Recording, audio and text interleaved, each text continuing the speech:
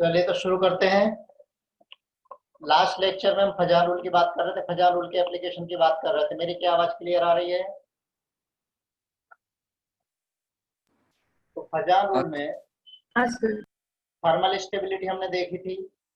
याद है क्या लिखा था थर्मल स्टेबिलिटी में? बताइए क्या लिखा था थर्मल स्टेबिलिटी। थर्मल स्टेबिलिटी में आपको क्या देखना है? इसमें दो चीजें देखना है। वापस से बता रहा हूं, क्या वो कोवेलेंट कंपाउंड है या फिर वो आयनिक कंपाउंड है। कोवेलेंट या फिर आयनिक। अगर कोवेलेंट कंपाउंड है तो फिर से दो बातें होंगी। किस किस से मिलकर बना हुआ है?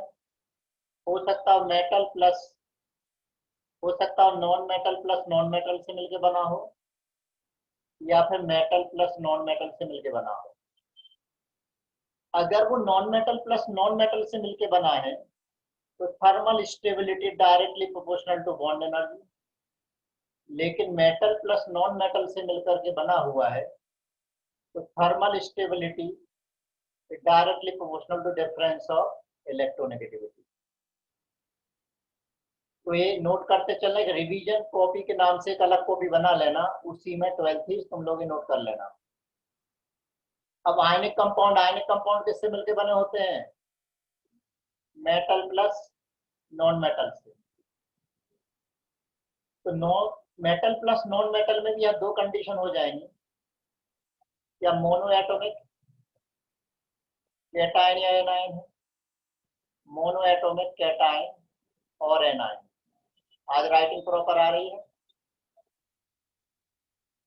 या फिर पॉली एटॉमिक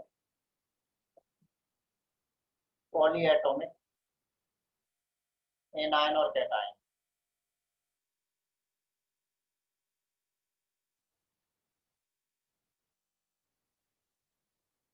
तो अब यहाँ पर मोनो एटॉमिक कैटायन या एनायन के लिए थर्मल स्टेबिलिटी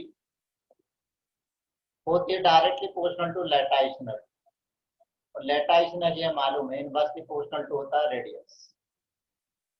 और पॉली एटॉमिक के लिए thermal stability directly proportional to polarization power. यहाँ पर आपको एक चीज और भी ध्यान रखना है। क्या ध्यान रखना है? कि आयनिक और कोवेलेंट अगर दोनों कंपाउंड हैं तो थर्मल स्टेबिलिटी किसके लिए ज्यादा होगी? प्रीडोमिनेंटली कोवेलेंट के लिए ज्यादा होगी और प्रीडोमिनेंटली आयनिक के लिए कम होगी। कब? आयनिक तो मेटल प्लस नॉन मेटल के बीच में ही बनता है, लेकिन जब कोवेलेंट भी मेटल प्लस नॉन मेटल के बीच में बन रहा हो तब। क्या ये बात क्लियर है? ये आपने अपनी कॉपी में नोट कर लिया है? हाँ सर। ठीक, अब हम क्वेश्चन पर डायरेक्ट आते हैं। देखना, एक नोट कर लेना। क्यों? क्योंकि बार बार हम इसमें कंफ्यूज होने वाले हैं। कंफ्यूजन कुछ नहीं है, वहां पर एक साथ बहुत सी चीजें लगने वाली हैं। ठीक, तो अपने दिमाग का दायरा बढ़ाइए। ठीक है ना? जहां कंफ्यूज होने लगो वहां थोड़ा थोड़ा अपने घुटने को क्या करते रहिए, थोड़ा सा उसको मसाज करते रहिए। हाँ, बस बस बस। ऋषभा को देखो पूरा याद है, जैसे ऋषभा को याद है वैसे तुम लोगों को पता होना चाहिए। तो पहला तो मैं दे रहा हूं compound thermal stability, of compound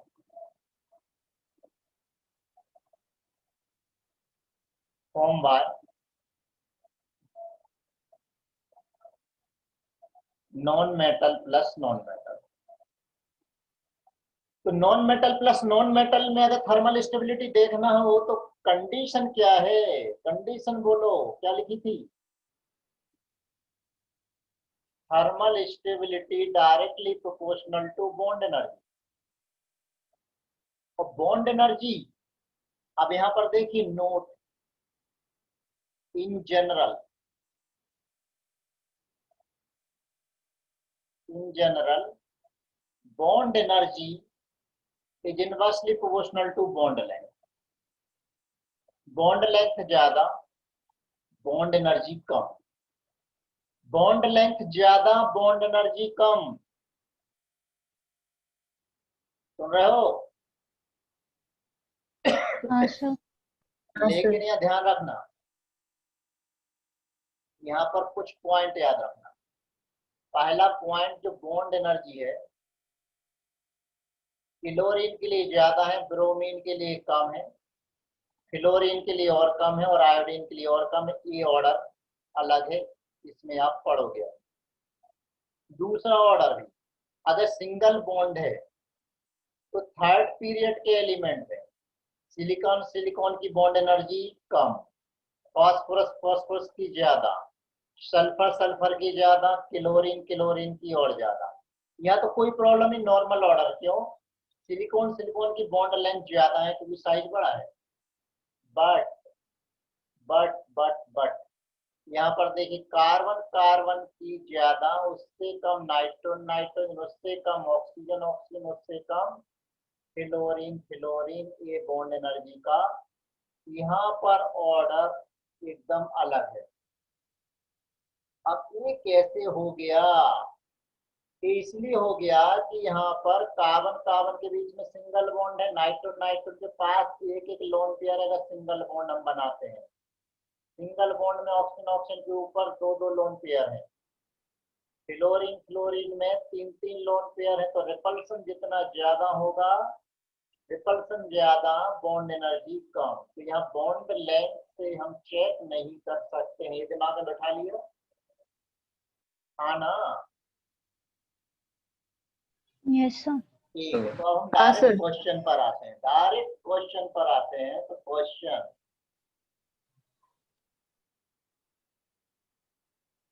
क्या फाइंड करना है हमें? Find thermal stability, order of thermal stability. First methane SiH4 silane germane stannane. हाँ, फिर से एक बार बोल रहा हूँ, जनवरी में जिनकी जेईई की एग्जाम है, बहुत गोल्डन चांस है क्योंकि जनवरी में हो सकता है वो सिलेबस लास्ट में कम कर दें, और सबसे बड़ी बात, पेपर का लेवल बहुत कम होने वाला है। क्यों? बच्चों की पढ़ाई उतनी अच्छी नहीं हो पाई।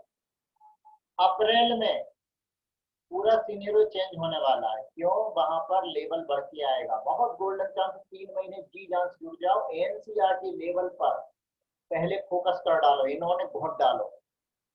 ठीक है, चलिए अब यहाँ बताइए।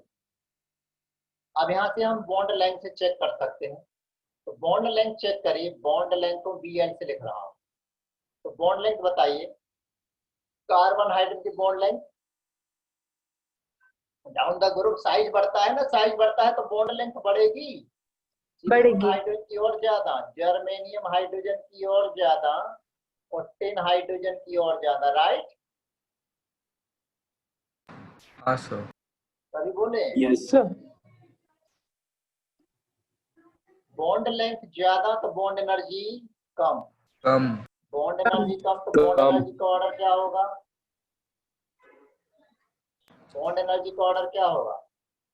CH4 की ज्यादा, H की ज्यादा, SI की कम। SiH4 की कम, उससे कम GH4, उससे कम SNH4। यही ऑर्डर, सेम ऑर्डर किसका है? सेम ऑर्डर थर्मल स्टेबिलिटी का है। सबकी आवाज नहीं आ रही है? हाँ सर।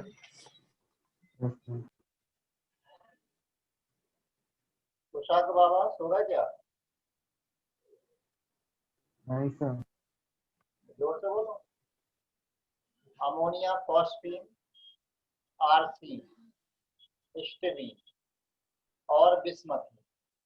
इसमें बताइए, तो nitrogen phosphorus arsenic antimony bismuth. फिर आप नीचे की तरफ आ रहे हैं, डाउन द ग्रुप आ रहे हैं, डाउन द ग्रुप आ रहे हैं। मतलब पहले तो ये देखिए, नाइट्रोजन हाइड्रोजन कौन सा है? नॉन मेटल नॉन मेटल, यानी नॉन मेटल के बीच में बॉन्ड है। अभी तो हमने बिल्कुल डिफाइन कर दिया कि इसकी नॉन मेटल है। वहां थोड़ी लिखा रहेगा नॉन मेटल है कि क्या है, वहां तो आपको देखना है कि नॉन मेटल के बीच में कौन सा है। ठीक है, तो अब मुझे बताइए इसमें बॉन्ड लेंथ का ऑर्डर बोलो जल्दी से, बॉन्ड लेंथ का ऑर्डर बोलो।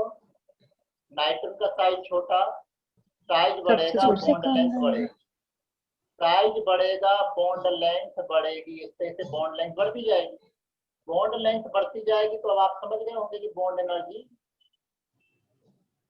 एनर्जी और थर्मल स्टेबिलिटी डायरेक्टली प्रोपोर्शनल है। उसका ऑर्डर अमोनिया का ज्यादा, सबसे ज्यादा। फॉस्फेट का कम, आर्सिन का और कम, स्ट्रबिन का और कम। वैभव समझ में आ रहा होगा, नाइट्रोजन फैमिली हमने पढ़ी थी, ऑर्डर हम रख के बैठे हुए थे। हाँ sir. Thermal stability, melting point, boiling point अलग टर्म हो, थर्मल स्टेबिलिटी अलग टर्म है, यानी इसको ब्रेक कर देना। जैसे अमोनिया को नाइट्रोजन और हाइड्रोजन ब्रेक करना, वो कहलाएगी थर्मल स्टेबिलिटी। और मेल्टिंग पॉइंट का मतलब क्या, सॉलिड हमारे पास, उसको लिक्विड में कन्वर्ट करना, तो लिक्विड में भी कन्वर्ट करोगे तो अमोनिया अमोनिया ही रहेगा। बॉइलिंग पॉइंट, अब हमारे पास लिक्विड अमोनिया है तो उसको हमें अमोनिया की वेपर में कन्वर्ट करना, तो वहां भी अमोनिया अमोनिया ही रहेगा, लेकिन थर्मल स्टेबिलिटी में अमोनिया नाइट्रोजन और हाइड्रोजन ब्रेक हो जाएगा। क्या इनमें डिफरेंस समझ में आ रहा है? Third, H2O, oxygen, sulphur, selenium, tellurium, polonium. बताइए वापस से क्या आंसर आने वाला है? Same answer. क्यों? Down the group, down the group बढ़ती है। साइज बढ़ती है, साइज बढ़ेगी तो बॉन्ड लेंथ नाइट्रोजन और दूसरा बड़ी, जो एनर्जी नॉन कम मेटल होगी। उनके बीच का डिस्टेंस बढ़ेगा, बॉन्ड लेंथ बढ़ेगी तो बॉन्ड एनर्जी कम होगी। ये ऑक्सीजन फैमिली का हो गया thermal stability. HF, HCl non metal के बीच में ही है, HBr और HI। यहाँ बताइए बॉन्ड एनर्जी का ऑर्डर क्या होगा? HCl की सबसे ज्यादा होगी, फिर HF, फिर HBr, फिर HF की सबसे ज्यादा, HF की क्यों सबसे ज्यादा? बॉन्ड लेंथ क्लोरीन हाइड्रोजन की कम है। सबसे। ठीक है, हाँ इसकी सर। बात क्लियर हो गई? हाँ सर। कोई दिक्कत नहीं इसमें? नहीं सर। ठीक है, तो आगे बढ़े।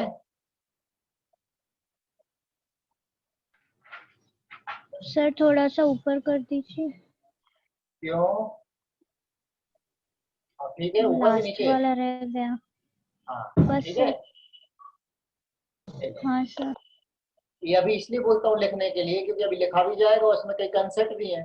अब पेज ऊपर नीचे कर दूंगा तो वो कंसेप्ट नहीं दिखेंगे, इसलिए लिखते जाओ। अच्छा है, डबल से नहीं देखना, डबल से देखना देखो कोई दिक्कत नहीं, डबल से पे यूट्यूब पे देख लो डायरेक्ट, वहां पे स्पीड आप बढ़ा सकते हो, यूट्यूब पे तो लिंक भेज ही देता हूँ। Yes sir. Next, BF3, BCl3, BBr3 और Bi3। बताइए ऑर्डर थर्मल स्टेबिलिटी का।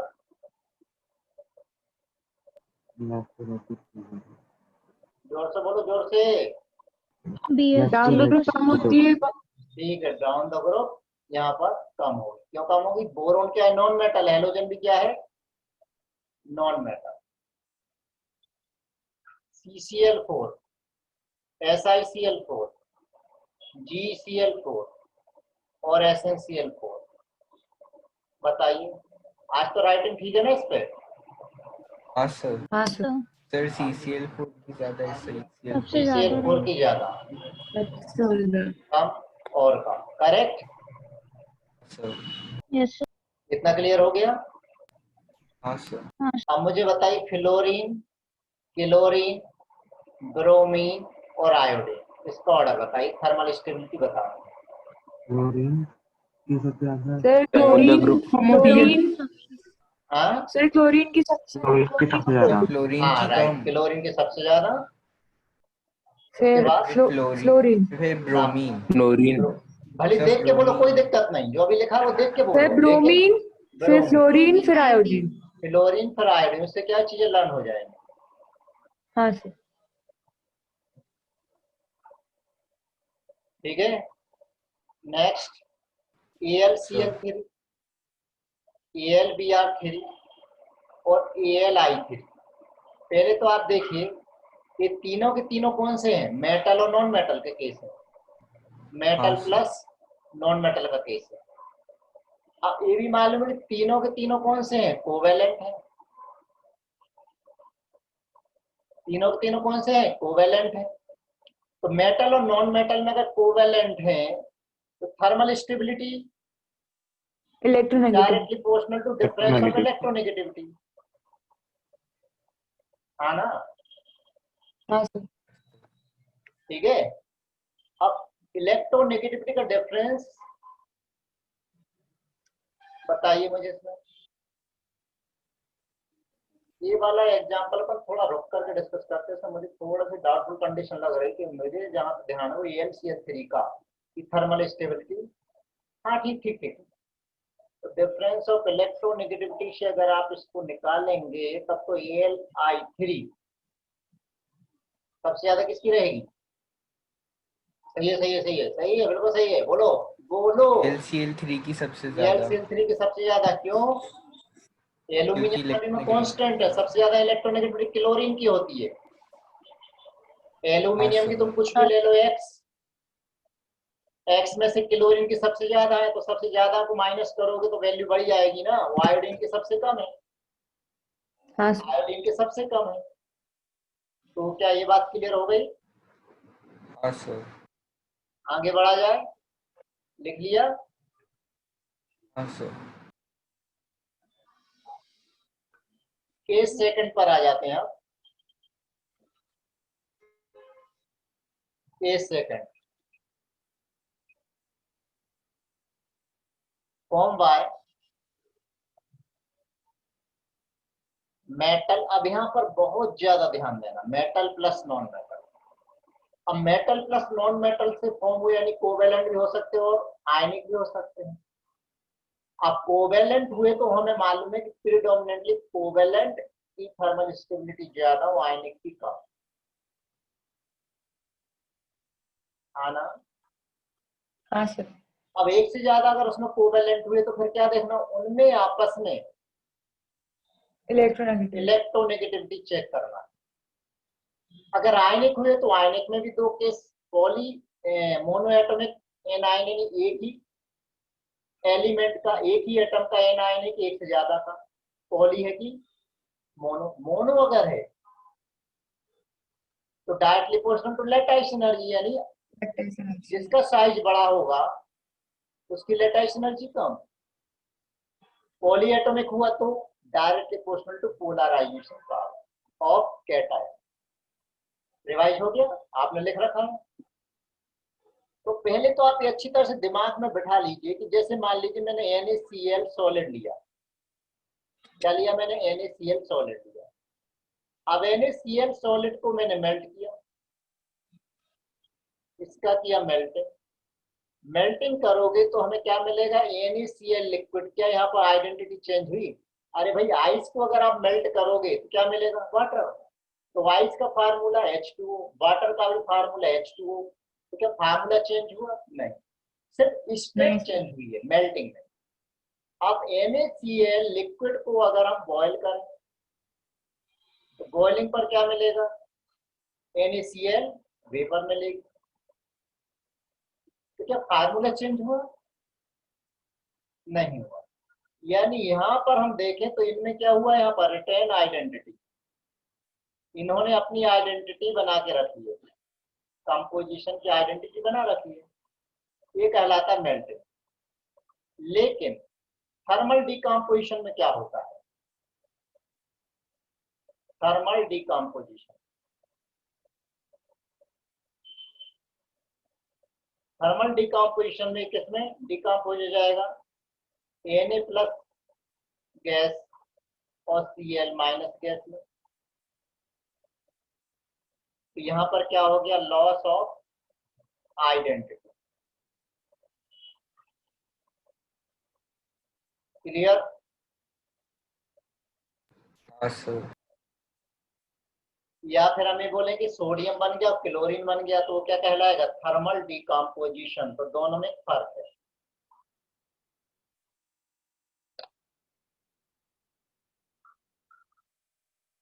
नोट कर लिया इतना? Yes sir. समझ में आ गया है? अब यहाँ हाँ पर सर। देखिए, पहला जैसे हम ले ले thermal stability of ionic compound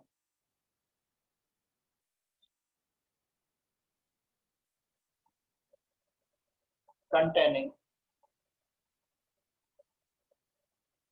monoatomic anion.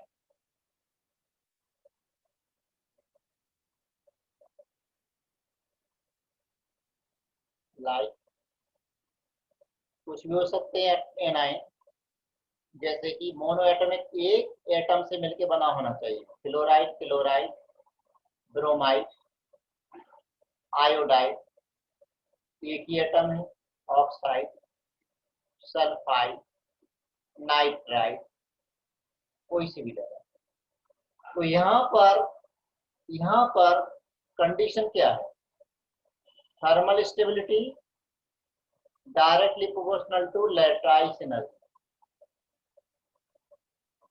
और लैटिस एनर्जी है मालूम है inversely proportional to size, right. तो इसमें पहला केस ले लेते हैं, जैसे लिथियम नाइट्राइड और बेरिलियम नाइट्राइड। अब मुझे बताइए, तो नाइट्राइड हमने दोनों देखे थे, अब बताओ इसमें। सर आयनिक होते हैं। यहाँ आयनिक है, ओके। फिर हाँ। क्या देखेंगे हम? थर्मल स्टेबिलिटी किसकी ज्यादा?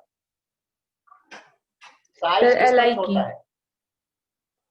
बेरिलियम नाइट्राइड में कोवेलेंट। सब बेरिलियम के कंपाउंड मोस्टली क्या होते हैं? कोवेलेंट। और ये आयनिक, तो प्रीडोमिनेटली कोवेलेंट के लिए ज्यादा होते हैं, हाँ ना। इसलिए मैंने हाँ पहले क्या पढ़ाया था आपको? कोवेलेंट और आयनिक को कंपेयर करा। इसी में यहाँ पर एक दूसरा हाँ एग्जांपल सर। लेता हूँ। Sodium fluoride, sodium chloride, sodium bromide और सोडियम आयोडाइड। इससे बताइए क्या सारे आयनिक हैं? हाँ सर। ऑल आयनिक।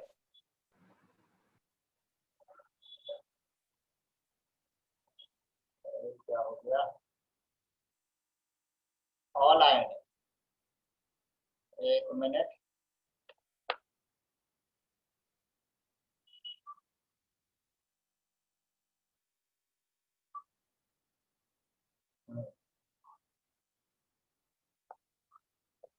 तो ये क्या है? सारे के सारे आयोनिक है। अब जब सारे आयनिक है तो फिर हमें क्या देखना है? Lattice energy. तो लैटिस एनर्जी के लिए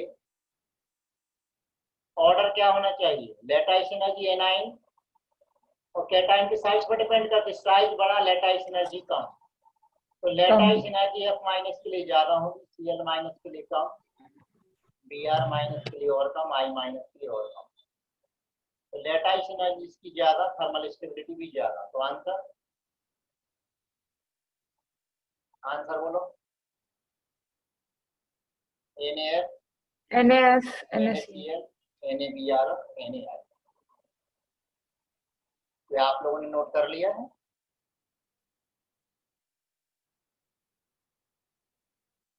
थर्ड पॉइंट पर आ जाए। Third question, lithium fluoride, sodium fluoride, potassium fluoride, rubidium fluoride और सीजियम फ्लोराइड, यहाँ बताइए। तो लिथियम का fluoride, sodium, potassium, rubidium, caesium सारे फ्लोराइड तो आयनिक है। लिथियम का फ्लोराइड में बताइए पहले, आयनिक है कि कोवेलेंट है? Sir covalent. कैसे चेक कर ले एक बार? नहीं नहीं, आयनिक ही होता है सर, पक्का आयनिक। ध्यान रखो, ये रिवीजन कॉपी बना लीजिए, बार बार बोल रहा हूँ, ये आयनिक। अब जब आयनिक है तो हमें क्या देखना है इसमें, thermal stability directly proportional to lattice energy. Lattice energy किस पर डिपेंड करेगी, साइज पर। Radius indirectly. साइज इसका छोटा, तो साइज किसका छोटा होगा, साइज किसका छोटा होगा, लिथियम। लिथियम का साइज छोटा, तो इसकी लेटाइस एनर्जी ज्यादा, उससे कम सोडियम, उससे कम पोटेशियम, उससे कम रुबिडियम। ये लेक्चर क्लोज होने के बाद वापस से एक लेक्चर और अटेंड करना है सभी को, ये नोट कर लिया। हाँ sir. Next point, next question, question number 4। Lithium halide, sodium halide, potassium halide, rubidium halide और सीजियम हैलाइड। यहाँ पर x इक्वल टू मैं ले रहा हूँ क्लोरीन, क्लोराइड, ब्रोमाइड और आयोडाइड। अब बताइए,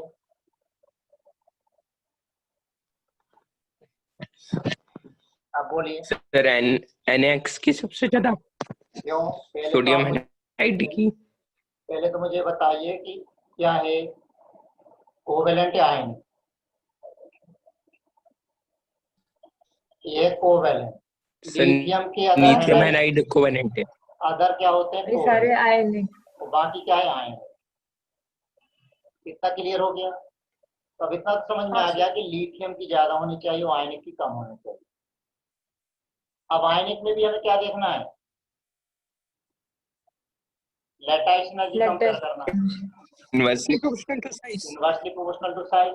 तो अब आपको समझ में आ गया है कि कोवेलेंट की सबसे ज्यादा, आयनिक की यहाँ कम। आयनिक में भी अब किसकी कम, जिसकी लेटाइस एनर्जी कम होगी। ज्यादा किसकी, इसकी लेटाइस एनर्जी ज्यादा, तो NaX की लेटाइस एनर्जी ज्यादा, क्योंकि सोडियम का साइज छोटा है, सीजियम का साइज बड़ा। ये भी क्लियर हो गया example. Next, BeF2, MgF2, CaF2, SrF2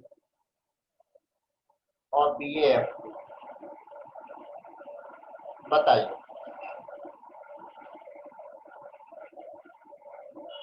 try करिए।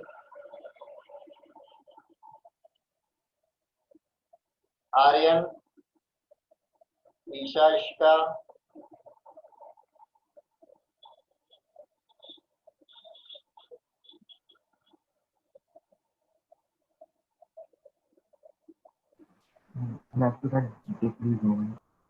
इतना जोर से तो बोलो, इतना धीमे क्या बोलना है, कोई दूसरा लेफ्ट टू राइट डिक्रीज होगा, बी क्या, लेफ्ट टू राइट डिक्रीज होगा, लेफ्ट राइट डिक्रीजेस, क्यों, सारे आयनिक। सारे आयनिक। बेरिलियम फ्लोराइड आयनिक है क्या, चेक तो करो। बेरिलियम नहीं होता, बेरिलियम का कोवेलेंट। हाँ, beryllium chloride covalent. Beryllium fluoride covalent है। क्यों बार बार बोल रहा हूँ कि भैया उसको देखो, नोट करके चलो और शेयर कॉपी में नोट करो भाई आयनिक।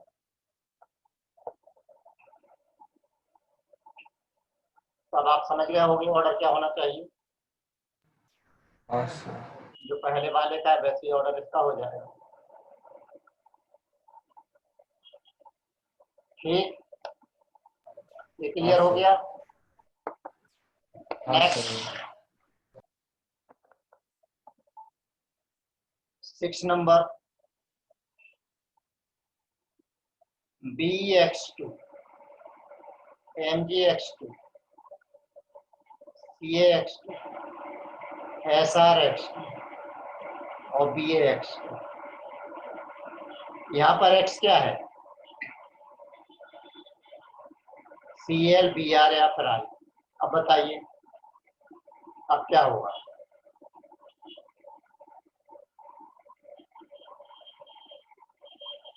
क्या लिख रखा था बेरिलियम इसमें? Beryllium, magnesium, calcium, strontium, barium halide में चेक करो।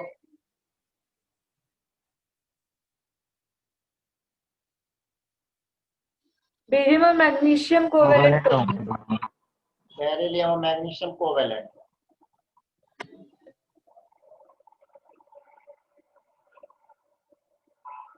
और बाकी आयोनिक। अब कोवेलेंट है तो कोवेलेंट के लिए कैसे चेक करेंगे?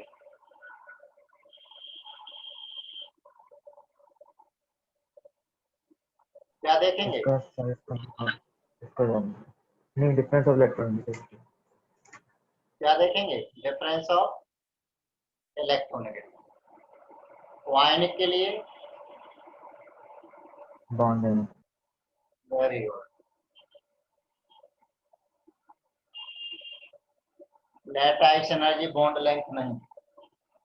तो डिफरेंस इन इलेक्ट्रोनेगेटिविटी बताइए। बेरिलियम यहाँ पर एक्स तो फिक्स है। अब बेरिलियम मैग्नीशियम में डिफरेंस किस में ज्यादा आएगा? बेरिलियम के साथ हेलोजन का या मैग्नीशियम के साथ?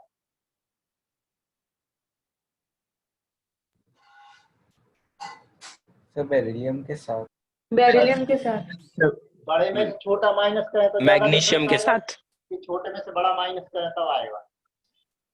मैग्नीशियम के साथ ज्यादा आएगा। मैग्नीशियम के साथ ज्यादा है, क्योंकि डाउन द ग्रुप इलेक्ट्रोनेगेटिविटी कम होती है।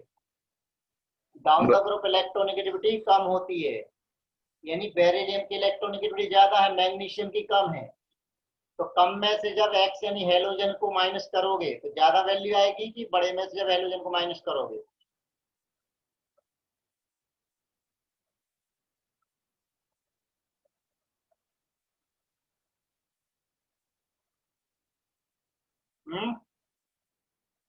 तो बेरिलियम की कम, मैग्नीशियम की ज्यादा।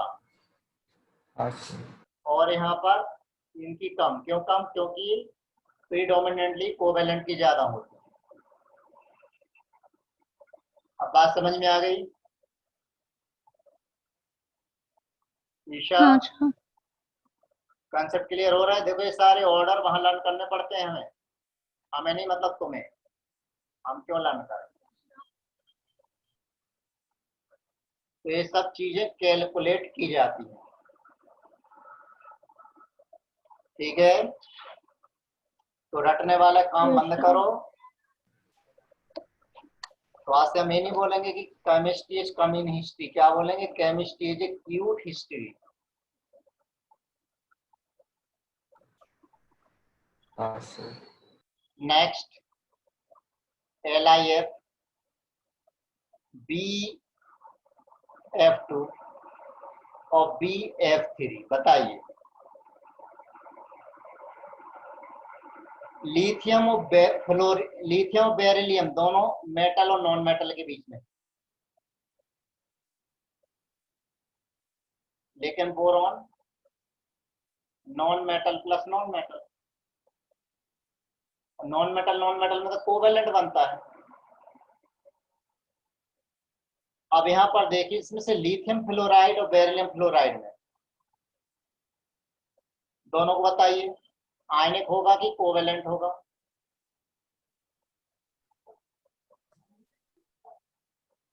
Beryllium fluoride sir covalent lithium होगा। आयनिक होगा। आयनिक प्रीडोमिनेंटली आयनिक, और ये वाला प्रीडोमिनेंटली कोवेलेंट, राइट? तो फिर ई की बढ़ जाएगी। तो इसकी बढ़ जाएगी, लेकिन ये नॉन मेटल है। नॉन मेटल में तो बॉन्ड लेंथ मतलब थर्मल स्टेबिलिटी कम ही रहेगी। तो हाँ सर। BF3 की कम हो जाएगी और कम।